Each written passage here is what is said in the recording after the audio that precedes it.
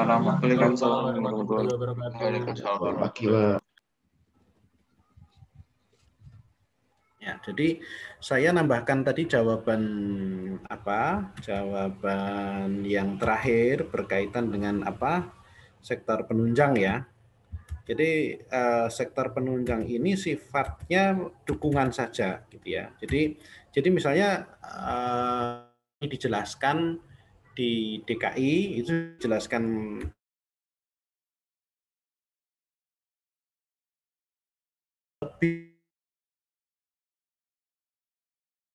sektor DKI ini tadi kan dijelaskan misalnya di DKI itu tahun 90-an sektor industri gitu ya. Nah, sektor industri ini kan kelengkapannya, kekuatannya itu kan ya perekonomian, ada kegiatan ekonomi, industri, manufaktur gitu ya, pabrikan, pabrik dan sebagainya sejenisnya. Nah, dalam proses industri tersebut ada kegiatan-kegiatan ekonomi yang sifatnya mendukung berjalannya proses industri tersebut. Contoh misalnya, kalau ada orang pabrik, ada industri di situ, berarti di sekitar situ ada pegawainya, pegawai pabriknya, industrinya, berarti dia akan beli siap makan siang, akan sarapan pagi, gitu ya. Berarti situ sudah ada penunjangnya, berarti makan gitu ya, makan. Kemudian ada juga jasa di bidang kos-kosan, kontrakan misalnya. Nah, ini kan semua menjadi pendukung dari sektor industri yang pertama tadi itu. Nah, sektor-sektor inilah yang kemudian dia menjadi memenuhi untuk kebutuhan di sekitar saja. Ya kan? Misalnya kos tadi. Kos ini kan berarti dia memenuhi kebutuhan di sekitar pabrik tersebut atau industri tersebut. Nggak mungkin kalau kemudian dia membuka kos untuk di keperluan di daerah lain. Misalnya seperti itu. Atau kalau sudah meningkat kos atau industri tersebut, kos tersebut, nanti suatu saat kalau dia sudah bisa melayani kebutuhan di luar daerah tersebut, ya wujudnya berarti dia untuk hotel misalnya. Ini kan sudah beda lagi. Ya, nah, sektor basis sama sektor pendukung ini ya posisinya adalah seperti itu gitu ya. Nah, jadi sektor basis atau sektor unggulan inilah yang utama. Nah, kemudian bisa dikatakan sektor pendukungnya ini ya semacam ya bukan substitusi ya, tapi supporting lah, ya supporting. Jadi ya makannya, industri makan, setelah industri ada makan, ada konsumsi, ada perdagangan di sekitar itu, kemudian perekonomiannya meningkat dan sebagainya. Nah, kalau industri yang utama tadi, industri ini kan sudah produk-produknya dijual keluar dari Jakarta. Tetapi kalau yang rumah makan tadi, kos-kosan tadi, ini kan hanya melayani dari pegawai-pegawai industri atau pabrik yang bekerja di pabrik tersebut. Demikian ya. Jadi poinnya sebenarnya kalau yang unggulan itu dia produknya sudah keluar, tapi kalau yang bukan unggulan berarti dia masih mendukung kebutuhan di daerah tersebut saja. Saya kira demikian ya. Jadi nanti saya untuk materi yang hari ini.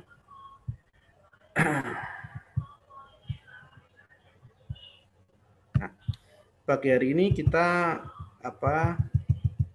belajar mengenai bentuk dan struktur internal kota.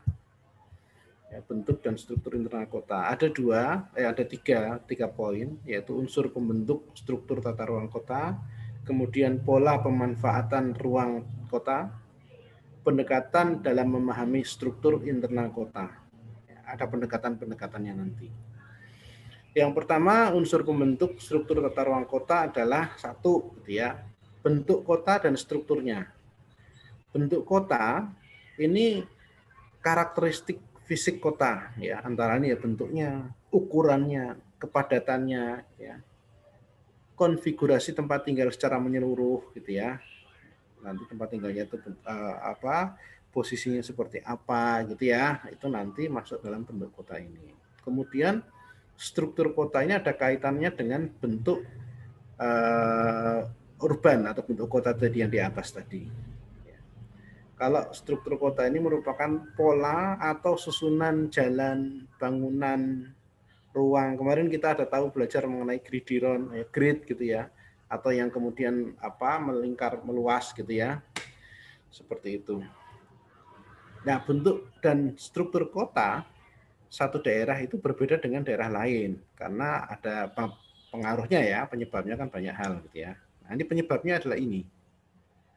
Ada 4, alam, kemudian individu, masyarakat, ya, bangunan dan jaringan.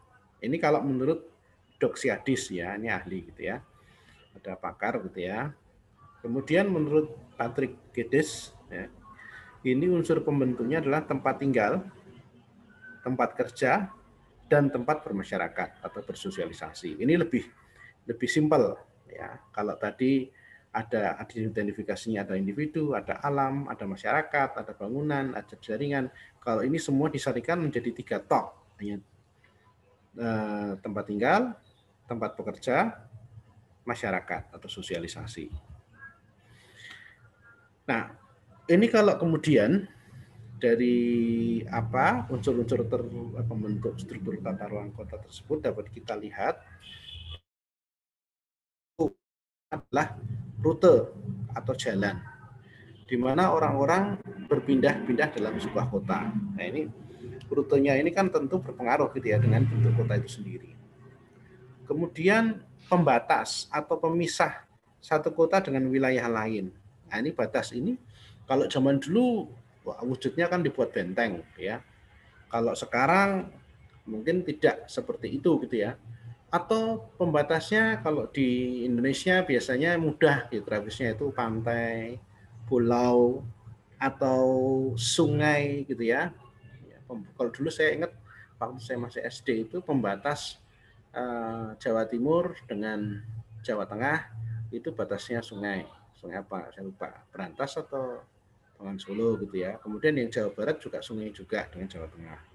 Nah, ini kan pembatas-pembatas ini berpengaruh terhadap bentuk kota juga nanti. Kemudian distrik, ya bagian dalam sebuah kota ini juga berpengaruh gitu ya. Area bisnis, tempat pekerja, hiburan, pemukiman dan sebagainya ini berpengaruh terhadap bentuk tata ruang kota. Kemudian node ya, simpul atau pertemuan di antara beberapa jalan dalam sebuah kota. Berikut bangunan di sekelilingnya yang memberi ciri khas ya. Jadi ini pertemuan-pertemuan jalan, simpul-simpul jalan gitu ya. Ini nanti akan membentuk struktur tata ruang kotanya juga. Kemudian tentu saja bangunan, ya, landmark ya, bangunan-bangunan itu berpengaruh juga bentuk struktur tata ruang kotanya.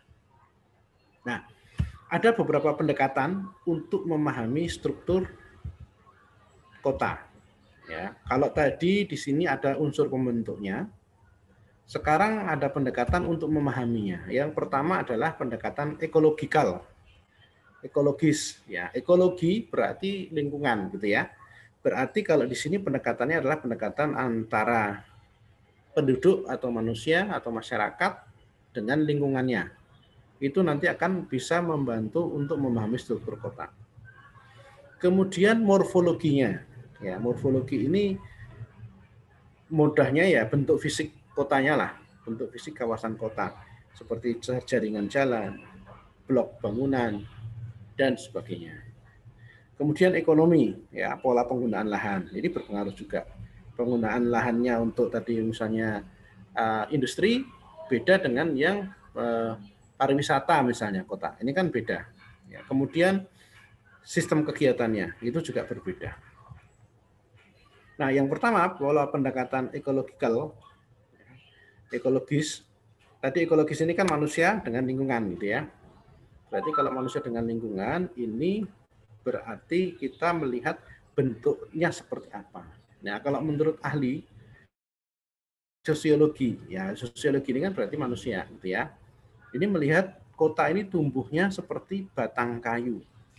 Batang kayu kalau kita dulu pelajaran IPA gitu ya, itu kan bentuk ada lingkaran tahun di dalamnya kan, satu lingkaran. Nah ini sama gitu ya, ini pendekatan ekologis itu seperti itu. Kemudian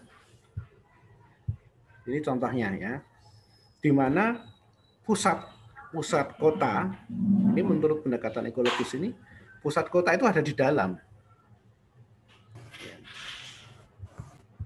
Ada di dalam. Nah, di dalam ini CBD ini Central Business District gitu ya. Kemudian ada zona transisi. Ini perumahan dengan tempat industri dan perumahan dengan kualitas rendah.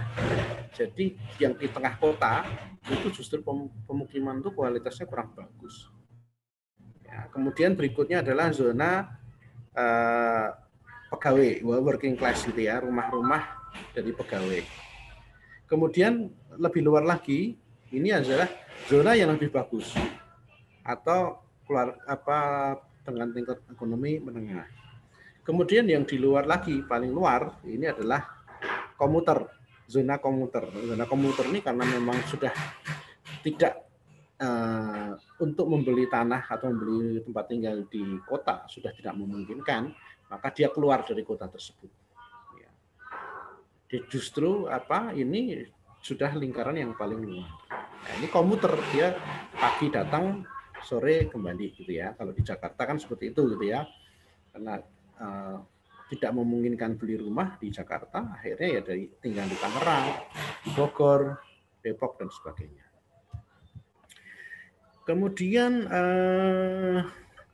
ini pendekatan yang lain ya, ecological menurut Hummerhoid ini saya kira kita bisa lewati saja ya. Ini ada sektor-sektor saja yang berkembang, bisa karena lingkungan dan sebagainya.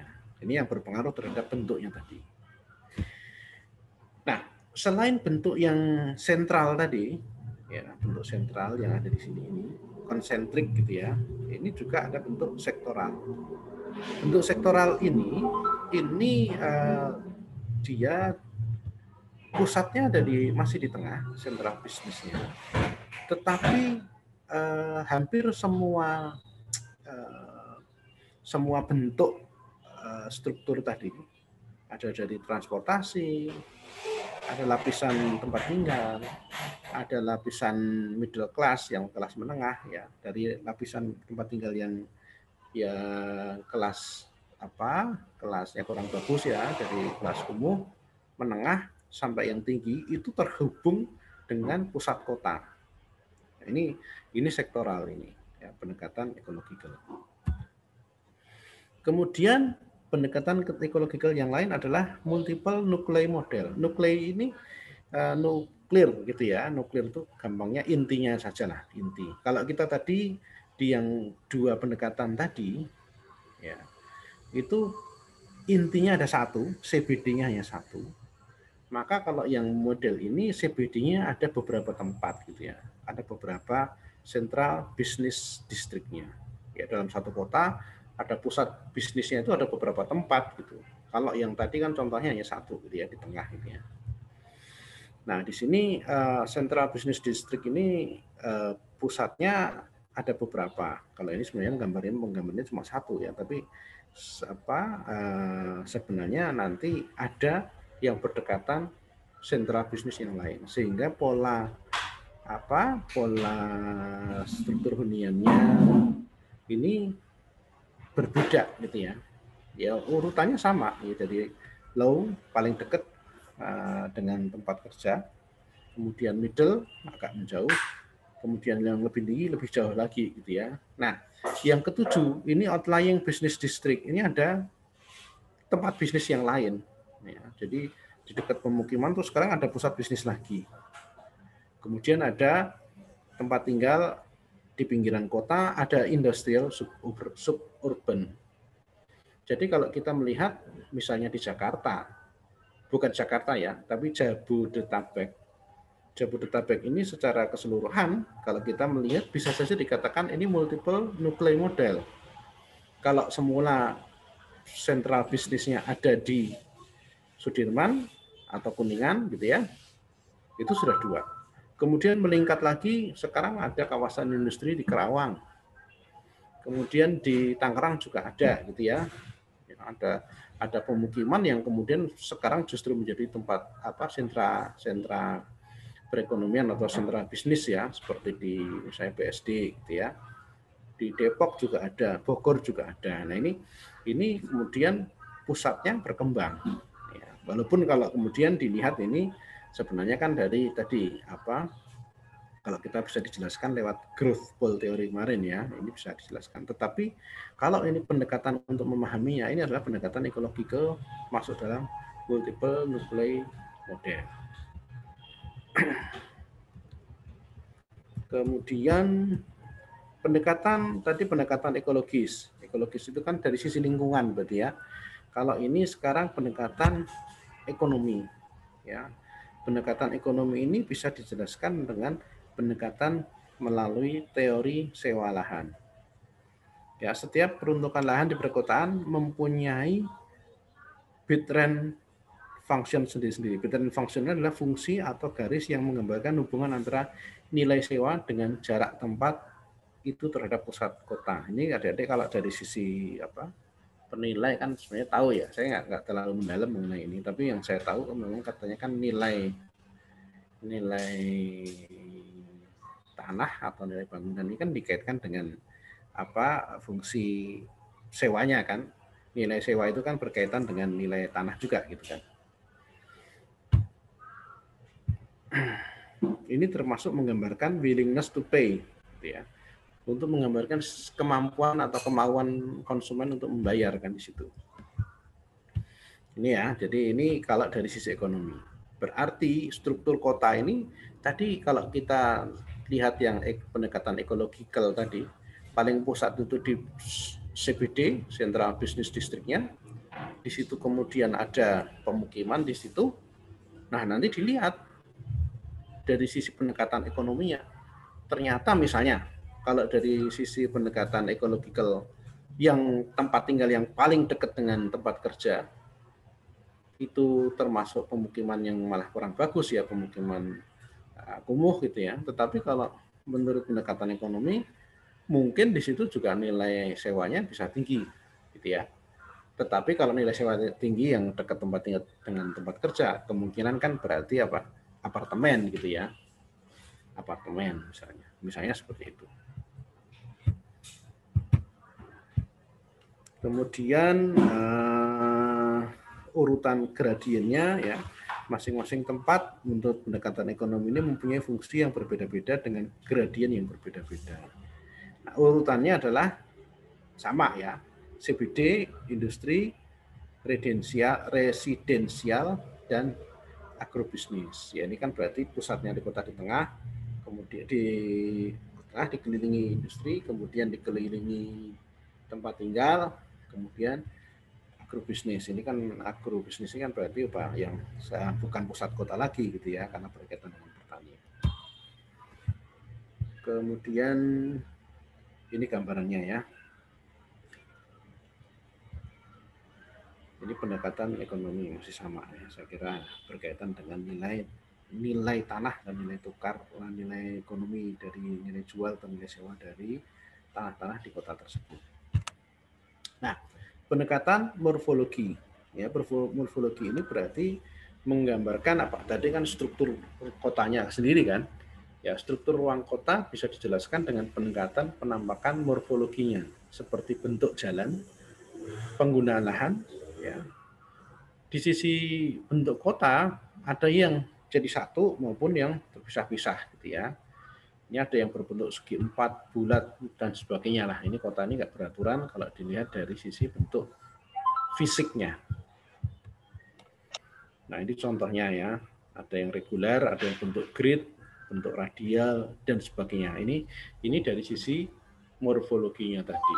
Kalau ekologi sebenarnya ini mirip ya, mirip dekat dengan ekologi tadi. Kalau morfologi ini bentuk fisik kotanya sendiri, kalau morfologi ini kan tadi dikaitkan dengan lingkungan kan. Ya, walaupun dikaitkan dengan lingkungan, pada akhirnya bentuknya juga nanti bisa sama gitu ya. bisa jadi sama mirip dengan apa, ada yang grid, ada yang regular, ada yang radial dan sebagainya. Kemudian dari sisi pendekatan morfologi, ini ada yang Pak ahli yang melihat bahwa adanya transformasi atau perubahan gradual dari kota ke desa. Ya, semakin jauh dari kota atau real urban, semakin dekat ke desa. Jadi kabur penampakan ke kotanya dan semakin jelas ke desanya. Dia pemikirannya terbalik gitu ya. Jadi kalau kota tadi menurut pendekatan ekologi tadi, kota, pusat kota, kemudian tempat tinggal kelas rendah, kelas menengah, kelas tinggi, kemudian komuter. Nah, dari sisi komuter ini kan semakin luar kota, berarti kondisinya, suasananya akan semakin mendekati desa lagi, gitu ya. Orang yang tinggal di pusat Jakarta, orang yang tinggal di sekitar Jakarta, daerah-daerah penyangganya, di sekitar misalnya yang dekat dengan Jakarta ya, ada Ciledug, kemudian di sisi selatan itu sudah Depok yang sudah dekat UI itu gitu ya, Bekasi yang sudah dekat dengan Jakarta. Nanti dibandingkan orang yang tinggal di Tangerang tapi sudah di pinggir luar gitu ya, itu bentuknya kan di pinggir luar, misalnya di pinggir barat, di daerah mana, Balaraja gitu ya, ini kan dibandingkan dengan yang di Ciledug ini beda jauh. Yang di Ciledug ini masih masuk dalam kota bentuk fisiknya. Nah, yang di daerah Balaraja ini bentuknya masih mendekati desa. Nah, jadi semakin luar, pendekatan morfologi ini hanya menggambarkan saja, oh semakin luar, semakin jauh dari kota, bentuknya semakin desa. Ini benar. Sedangkan yang tadi pendekatan ekologikal tadi, semakin dari luar kota, dia dinamakan masuk dalam kategori komuter, karena dia sudah jauh di luar kota, harus bolak-balik, pagi datang, sore kembali, pagi datang, sore kembali, seperti itu. Kemudian ini ahli saya kira saya lewat aja ya, nanti bisa dibaca. Ini pendekatan morfologi dari sisi lahannya, dari pinggiran desa, kemudian semakin mendekati pusat, ya pusat kota di nomor 5 yang di tengah ini, posisinya seperti itu. Nanti silahkan dibaca lagi. Kemudian pendekatan morfologi ya, morfologi ini termasuk transformasi lahan yang diuraikan tadi ya, adalah fenomena urban sprawl. Ini adalah tumbuhnya kawasan pinggiran. Ya, kawasan pinggiran, ya, tadi saya cerita di daerah-daerah penyangga Jakarta ini, dia yang awalnya tadi termasuk daerah yang desa gitu ya, lama-lama dia akan menjadi daerah penyangga. Karena orang-orang tinggal di daerah Tangerang, di tengah daerah Depok, yang tadinya masih sepi, kemudian di sana mulai ada perumahan. Setelah ada perumahan mulai dibangun, orang-orang yang di perumahan tadi kan pagi berangkat ke Jakarta, sore kembali ke perumahannya. Kemudian mulai ramai, berarti ada aktivitas kegiatan ekonomi di daerah penyangga tersebut. Dan terus, nah ini urban sprawl ini kan perluasan atau merembet kawasan ke arah luar kota. Ini sebenarnya mirip dengan growth spurt teori kemarin ya. Kalau sudah ada pusat, ada aglomerasi, nanti nyebar. Nah, proses penyebarannya inilah dinamakan, kalau pendekatan morfologi, ada perluasan perembetan kawasan. Ya, perembatannya perlahan-lahan. Ada yang tidak merata ya, tergantung ya, ada yang cepat, ada yang lambat, mungkin termasuk aksesnya dan sebagainya gitu ya. Ada yang meloncat, ada juga yang meloncat gitu ya. Contohnya di daerah, kalau di Banten itu daerah sekarang ada terkenal namanya daerah Citra Maja. Citra, ada daerah Maja itu ada perumahan Citra Raya gitu ya, Ciputra itu. Ciputra ini Maja ini termasuk agak di luar gitu ya. Sedangkan daerah-daerah yang lebih dekat ke arah Jakarta sendiri masih sepi, tapi dia loncat karena mendekati akses harusnya kereta api. Nah ini kan secara secara struktur kan dia ada loncatan rame, kemudian agak jauh bentuknya ya, struktur. Ini bentuknya ya, sebarannya seperti ini, contohnya seperti ini. Kemudian ada juga struktur kota bisa terbentuk dari pola perilaku manusia sebagai perorangan, lembaga ataupun perusahaan. Menurut Chaplin, pola pemanfaatan ruang dipengaruhi oleh ada sistem kegiatannya, sistem pengembangan lahan, sistem lingkungan, gitu ya, dan seterusnya. Charles Colby memetakan kekuatan yang dinamis yang mempengaruhi pola pemanfaatan ruang kota. Kekuatan menurut Charles Colby ini ada dua, kekuatan sentrifugal dan sentripetal. Sentrifugal ini terjadinya pergerakan penduduk dan fungsi perkotaan dari dalam menuju keluar. Sebaliknya, sentripetal ini dari luar menuju ke dalam. Kalau di pertemuan pertama kemarin kita kan tahu ada istilah push sama pull gitu ya, yang menyebabkan terjadinya kota itu ada faktor pendorong dan faktor penarik. Nah ini sama sebenarnya. Menurut Colby ini ya kekuatan penariknya itu ya yang ada di kota. Berarti apa? Fasilitas-fasilitas kota itu menarik orang untuk datang.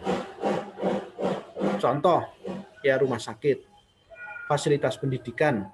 Kalau di kota itu kan sudah fasilitas pendidikannya sudah bagus, rumah sakitnya sudah bagus, layanan kesehatan sudah bagus, menyebabkan orang-orang yang di daerah sekitar yang tidak ramah tadi dia akan datang. Inilah yang dinamakan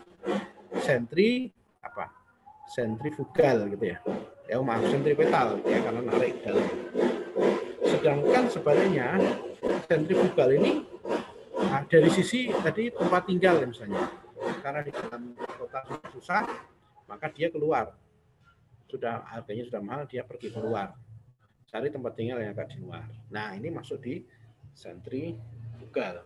Atau sebaliknya, ada orang tinggal di kota Jakarta, ada orang tinggal di kota Tangerang, ternyata ada fasilitas kesehatannya di kota Jakarta lebih bagus, sehingga dia kemudian keluar dari kota Tangerang. Ya, ini kan berarti daya keluar gitu ya, atau dia mencari pekerjaan ke Jakarta. Nah ini juga yang menyebabkan dia keluar dari Tangerang. Nah gaya sentrifugal ini contohnya nih, kalau tadi saya sampaikan tadi ada kesehatan gitu ya, ini digambarkan melalui kemacetan, polusi, ya, tingginya harga tanah, sehingga orang-orang malas tinggal di Jakarta, keluar aja lah gitu ya, dia keluar. Atau di Tangerang tidak ada lapangan pekerjaan, dia keluar dari Tangerang datang ke Jakarta. Kemudian sentripetal ya, ini kualitas perkataan, kenyamanan fungsional dan lain-lain. Sebenarnya kita nanti kalau di materi ekonomi publik, di ekonomi publik itu ada yang namanya teori spillover ya. Spillover. Nah, jadi pada perbatasan perkotaan itu ada penduduk-penduduk yang kemudian dia mencari fasilitas di kota lain yang dia rasa lebih bagus gitu ya. Kalau misalnya perbatasan Tangerang kabupaten dengan Tangerang kota, kemudian dia di perbatasan, dia lihat dia orang kabupaten misalnya, tapi melihat di kota Tangerang wilayah administratifnya ternyata walaupun hanya beda 1 kilo, tetapi di situ pelayanannya bagus, kemudian fasilitasnya bagus, ya dia akan keluar dari kabupaten untuk pergi ke kota tersebut ya, untuk transaksi, beli dan sebagainya. Nah ini berarti inilah daya dorong untuk keluar dari kota tersebut. Demikian ya. Sampai di sini ada pertanyaan?